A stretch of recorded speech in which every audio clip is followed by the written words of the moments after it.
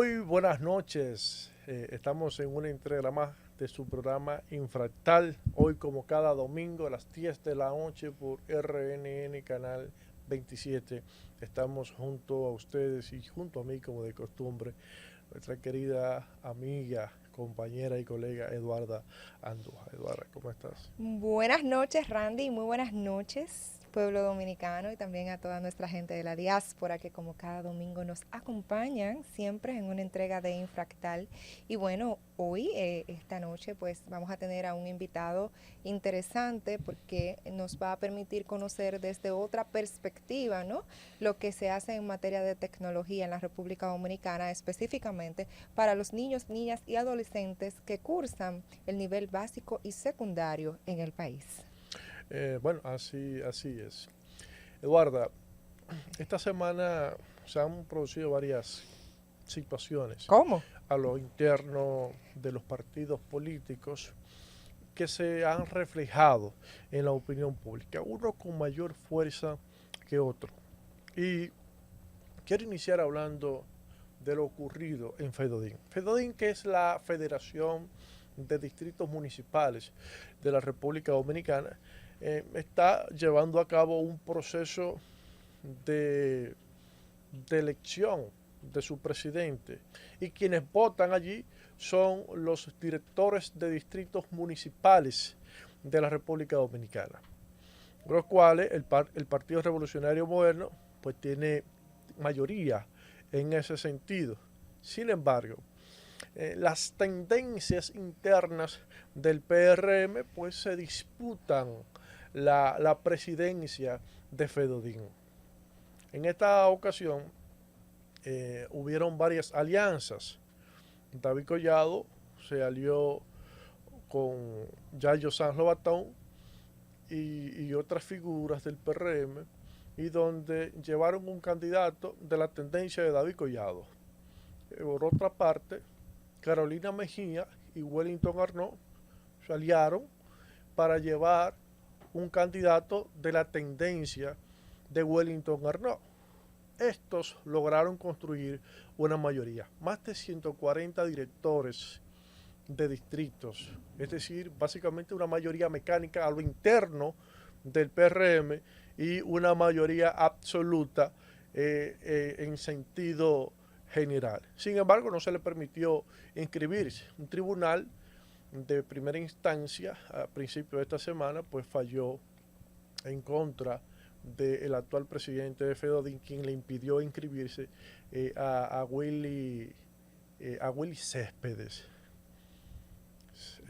Esto implicó o se percibió como una victoria tanto para Carolina como para Wellington, y una derrota para David y Yayo Sanz Lobatón. Pero sobre todo, y este es mi comentario, nosotros hemos venido advirtiendo desde hace un buen tiempo que una cosa son las encuestas y otra cosa son las estructuras internas de los partidos políticos.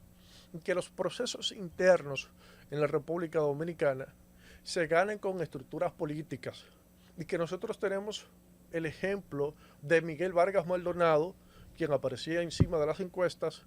Sin embargo, Hipólito Mejía terminó ganándole. Nosotros tenemos el ejemplo de Margarita Cedeño en el año 2022, quien aparecía muy por encima de las encuestas. Sin embargo, terminó en tercer lugar, por debajo de Abel Martínez y de Francisco Domínguez Brito. Lo mismo ha ocurrido en otras partes de la región latinoamericana, pero en el caso específico de la República Dominicana, si queremos saber quién tiene el carril de adentro para ganar los procesos internos, pues vea las estructuras medias y de la base de esa figura política. Y en el PRM eso no está tan definido, porque por un lado vemos que David tiene su equipo, vemos que Carolina también tiene su equipo. Sin embargo, vemos que Wellington Arnaud también tiene una estructura sólida a lo interno de esa organización política. Por tanto, cuando usted observa procesos donde hay que votar, donde las estructuras, en este caso, donde la estructura municipal tuvo que movilizarse para votar, quienes tuvieron el favor mayoritario fue el candidato de Wellington Arnaud y Carolina Mejía. Y eso inmediatamente creó una alarma, porque se ha invertido mucho recurso y tiempo en crear la percepción de que hay un candidato invencible. Pero esto ha desvelado la escena y parece que no es tan invencible como se vendía en un principio. ¿Qué te puedo yo decir, Randy? Las situaciones partidarias están que arden en la República Dominicana. Pienso que es natural en muchos aspectos las confrontaciones internas. Es natural también que se den diatribas a lo interno de las organizaciones políticas. Lo que no es natural, lo que es contra natura, es que partidos de oposición, como es en el caso actual que vive la República Dominicana, vean como contrincante a otro partido de oposición. Y lo que es contra natura es que desde dentro de algunos partidos también de oposición se le abra la puerta a los adversarios externos para que entonces generen caos, generen crispación, generen desconexión. Eso sí es contra natura, sobre todo en partidos con vocación de poder. Y ahí yo retrataría algo que decía el expresidente Fernández. Los adversarios se sientan delante, enfrente de uno y los enemigos al lado. O sea, los enemigos se sientan al lado. Mira, yo sé que tú no puedes hablar de ese tema mucho, pero yo sí me la voy a jugar.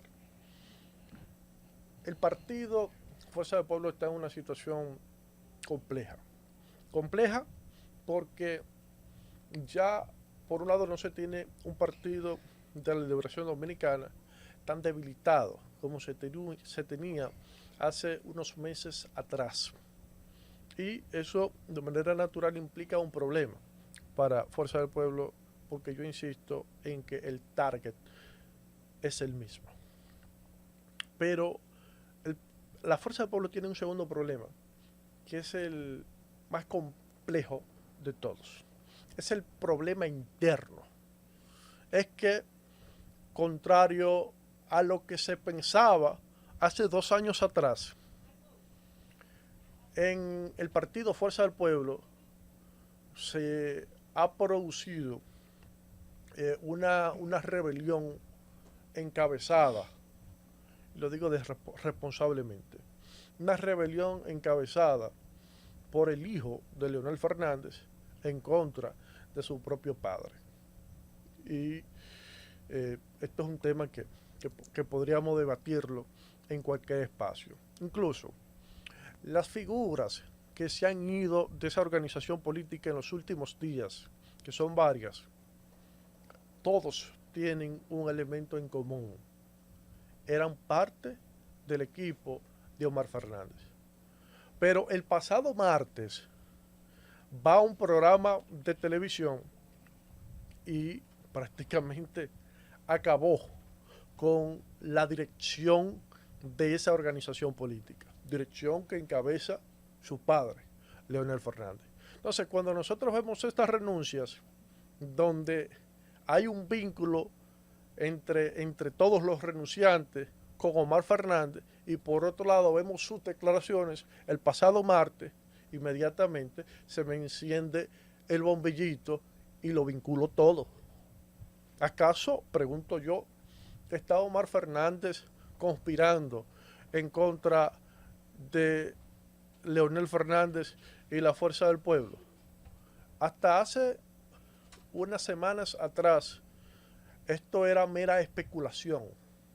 Sin embargo, con los hechos que vienen aconteciendo en los últimos días, ya se han ido acumulando una serie de evidencias que nos llevan a concluir que esto es más que una especulación y es fruto de un razonamiento lógico. Yo Mira, lo digo con responsabilidad eso. mira, Randy, Lo dije yo, yo no me voy a Randy referir, Estrella. no me voy a referir al tema porque yo independientemente soy una persona disciplinada y quienes me conocen en mi ejercicio público y privado saben que yo soy una persona disciplinada, que soy una persona respetuosa y responsable. Pero sí tengo que compartir con la audiencia que siempre sigue este espacio, como la audiencia que sigue otros espacios en los que estoy y que durante toda la semana pues he planteado lo siguiente. Yo estoy en reflexión y me voy a mantener un tiempo en reflexión sin descuidar, por supuesto, digamos, la labor que en algún momento realizo, porque es por convicción, es por compromiso, no es por un interés particular, sino porque creo que el pueblo dominicano merece volver a vivir con dignidad, es algo que yo creo fielmente. Pero sí estoy en un proceso de reflexión, porque yo soy de una escuela en la que usted milita dentro de las organizaciones políticas, y cuando usted milita dentro de las organizaciones políticas, usted se debe a sus organismos, usted se debe a las decisiones colectivas, usted se debe al respeto que merece la dirigencia de esa organización política, porque la más alta distinción, la más alta categoría que se tiene dentro de una organización política es la categoría de miembro. Y no hay miembros inferiores y no hay miembros superiores. Aquí todos tenemos las mismas responsabilidades y las mismas obligaciones con respecto a la organización política. Y en ese sentido, primero, a mí agarraron una pela y me dieron un correazo, como a los miles, cientos de compañeros y compañeras nos enmendaron la plana, a todos los dirigentes, incluido el propio presidente de la organización, le dieron un correazo. Entonces, yo en lo particular, como yo soy una persona respetuosa, no voy a tener una diatriba pública, pero sí entré en un proceso de reflexión, y hasta tanto la dirección política de Fuerza del Pueblo no dirima la crisis o la supuesta crisis que se confirmó en una entrevista pública que existe en Fuerza del Pueblo, pues entonces yo en lo particular no estaré ejerciendo una labor de portavocía porque yo me respeto. Yo me respeto mucho y no es verdad, bajo ninguna circunstancia, yo que soy una persona disciplinada y comprometida con lo que mi organización política define, no es verdad que yo me voy a prestar para yo llevar el mensaje de la organización política a la sociedad dominicana y que otro miembro de la organización pues asuma un mensaje diferente a lo que en mayoría se ha definido. No es verdad eso, y con el dolor de mi alma yo doy un paso atrás en la labor de portavocía. Yo pienso que hay que dirimir primero cuál es el rol de cada quien dentro de la organización política y que nadie se subestime dentro de la organización política, que nadie entienda que está por encima, porque aquí, y eso es algo que yo digo siempre, aquí, y lo reitero, no hay o no debe existir ningún miembro que entienda que es superior a sus demás correligionarios y que entienda que es superior a la organización política, porque el instrumento, el vehículo es la organización política, y sin la organización política y sin el vehículo no hay proyecto de ninguna clase. Y eso, si no lo entienden, pues bueno, le dejamos la pelota en la cancha al partido de gobierno, ¿no? Vamos ¿A una pausa? Sí, vámonos a Mira, una pausa. pero fuerte. No, tú viniste muy fuerte. No, Entonces, no. Necesitamos respirar un poquito. No, para nada. Yo inclusive, te reitero, no estoy refiriéndome totalmente a la diatriba, pero sí, por respeto a la audiencia, digo lo que siempre he pensado, porque yo soy transparente. Y lo que yo digo en privado, lo digo en público. En ese sentido, yo no tengo ningún tipo de temor en decir que me voy a tomar un receso para reflexionar. Total, me mandaron a la introspección, me dieron con un correazo. Váyase a reflexionar que usted es un dirigente de quinta categoría. Vámonos a una pausa comercial y regresamos.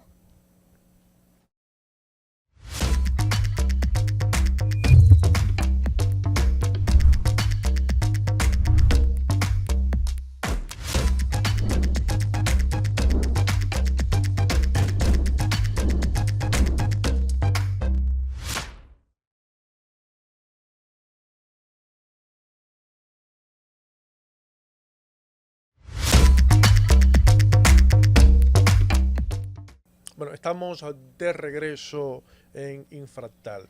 Antes de seguir con los comentarios, esta semana estuve participando en una actividad en Santiago celebrada por Laboratorios Amadita, eh, donde inauguraron otra sucursal en la ciudad de Corazón y como siempre la calidad de Amadita se impone.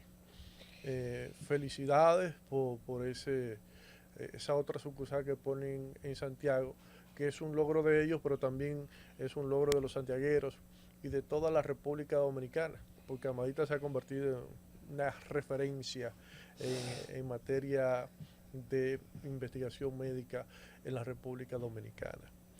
En otro sentido, Sí. esta semana se También, sometió ofrécome, pero se, tengo una semana. se sometió. Yo te dije al inicio del programa que esta fue una semana intensa.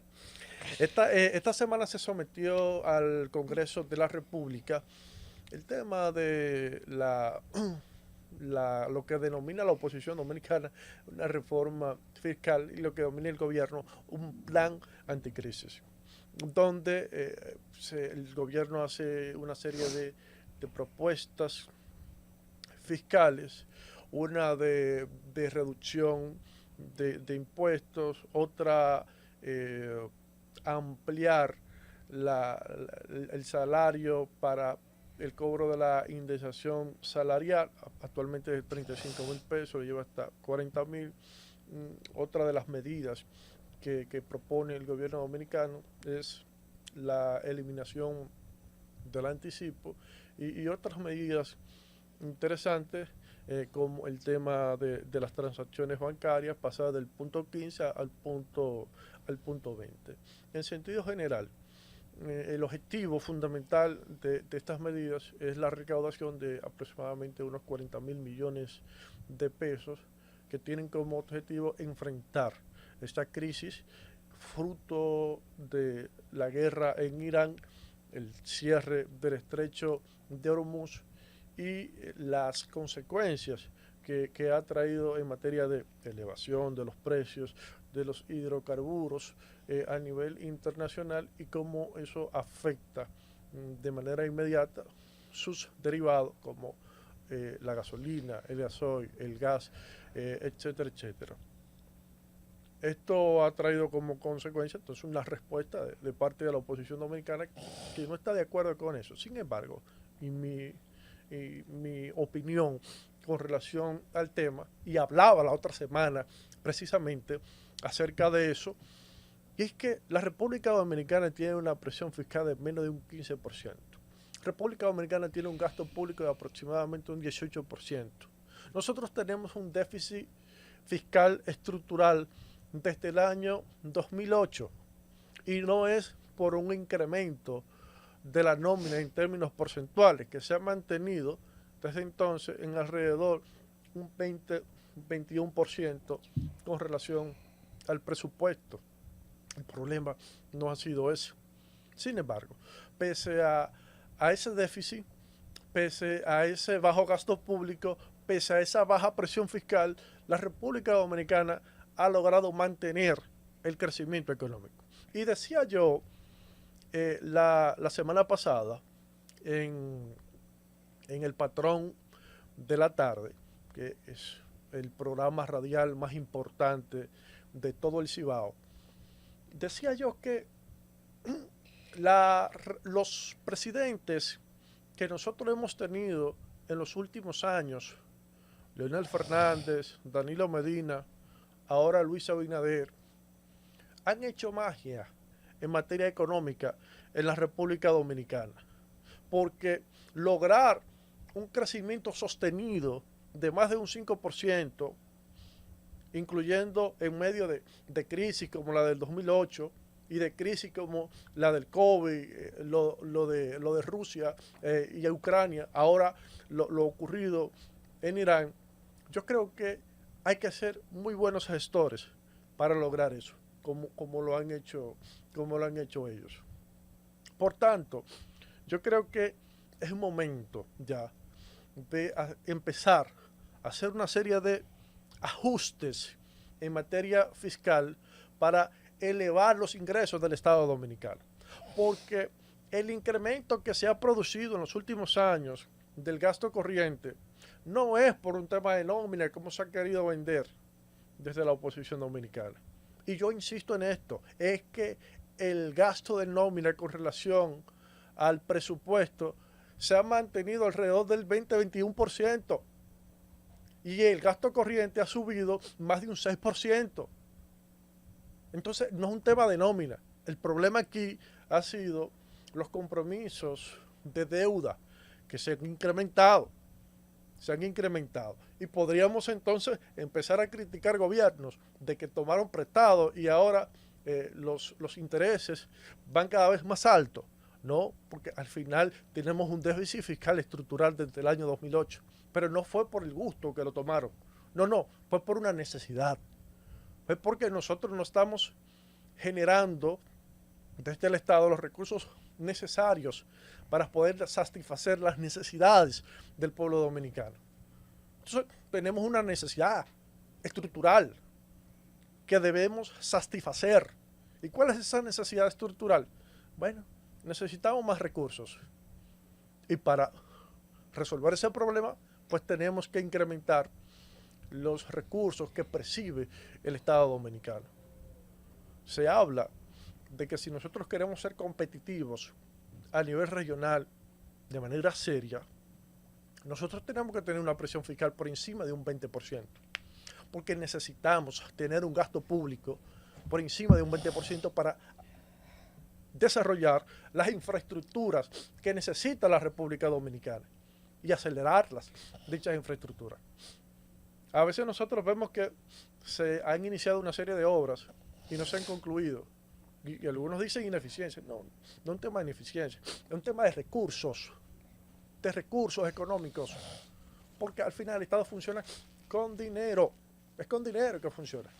Pero fuera de esa retórica política que se da entre gobierno y oposición, quise hacer ese planteamiento responsable de reconocer quienes se lo han hecho bien, pero al mismo tiempo plantear el problema que tenemos y la solución que debemos buscar. Una puntualización, Randy, porque la oposición en su conjunto no se ha negado a la reforma por negarse a la reforma. La oposición en su conjunto ha dicho que el país necesita una reforma y ha dicho que durante sus gestiones de gobierno fueron los precursores y promotores de la ley, ¿no?, de reforma tributaria del Estado. Lo que está diciendo la oposición es que no es el momento para hacer una reforma porque tenemos una crisis interna, ¿verdad?, importante, y porque el gobierno no es lo suficientemente transparente con el gasto público. ¿Es verdad? No, eso es lo que ha dicho la oposición, pero también, no es retórica, Randy, porque el gobierno hoy, esta ha sido la administración que más ha tomado prestado y sin embargo ha sido ineficiente en la ejecución de obras públicas. Por ejemplo, mira, yo te voy a poner un ejemplo tácito y claro. El monorriel de tu querida natal, de tu querida Santiago, que ha dicho que ¿cuántas veces se ha pospuesto? 8 veces. Sí, pero además... Pero se ha dado por una situación específica. Pero además... Y yo como experto en el tema de ejecución de proyectos, entiendo las razones por las que se ha pospuesto.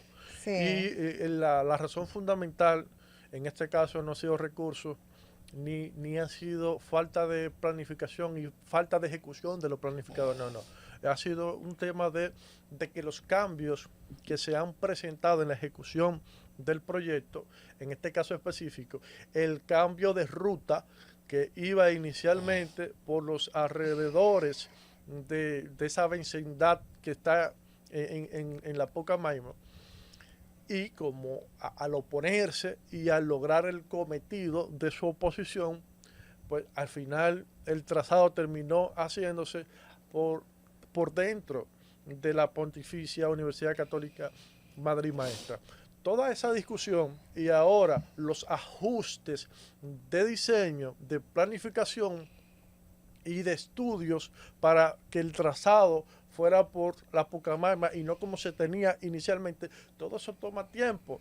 Y todo ese tiempo que se tomó, pues al final podríamos interpretarlo como tiempo que se perdió con relación al cronograma establecido inicialmente. Y eso fue lo que Randy, ocurrió. ¿tú sabes que el monorriel está costando más que el metro de Santo Domingo? Y te estoy hablando del metro de los Alcarrizos. Sí, Cuando inicialmente tenían un presupuesto. Pero, sí, o sea, pero Santiago tiene una particularidad, Eduardo. Lo que pasa es que no lo podemos ver de esa forma. pero, Al final, el terreno de Santiago no es el terreno pero, rocoso de Santo pero, Domingo. pero, Y era más factible hacer el monorriel de esa forma que hacer un subterráneo Randy, como se hizo el aquí. presidente de la República dijo que costó 38, un 38% menos. Entonces, mira, el tema está, y por eso te digo, que aunque tú me quieras decir lo que tú me quieras decir, la realidad es que el presidente de la República primero dijo que costaba un 38% menos que el metro de Santo Domingo. Dijo que iba a ser más eficiente, dijo que se iba a entregar. No se ha entregado. Eso le está costando al Estado Dominicano, pero eso es en un sentido. Si nos vamos a las pensiones especiales, no las pensiones solidarias, las pensiones especiales, ¿tú sabes cuánto eso le está generando al Estado? 140.000 millones en pensiones especiales de personas de 150.000 pesos, 75.000 pesos, 85.000 pesos, 100.000 pesos. Sí, Pero pero- aparte de eso, permíteme porque vamos para allá, aparte de eso, tú tienes que hay una resolución y hay del MAP y hay un decreto del presidente de la República en que los analistas, directores, encargados de departamento, el Estado Dominicano le costea hasta el 70% del valor de un vehículo. Entonces, son gastos y cuentas que el Estado debe ordenar. Y qué decir de publicidad, que es una de las que sí están dentro de la reforma fiscal que han presentado y que le cambiaron el nombre, tú eres politólogo y yo también, simplemente para que la gente sea más, no le hable a la memoria consciente del individuo y no salten las alarmas, y para que la gente sea más receptiva a por lo menos el planteamiento, porque es un plan anticrisis, pero en el fondo es una reforma fiscal. Yo lo que sí puedo decir es que la población tiene que estar alerta en el sentido de vigilante de qué es lo que se pretende grabar y qué es lo que se pretende incluir en este plan, ¿no?, anticrisis, y que la gente pues se pueda hacer su propia opinión al respecto. Me dicen que ya tenemos que ir a una breve pausa comercial porque nuestro invitado está ya por aquí, así que ustedes no se muevan porque en breve seguimos con más.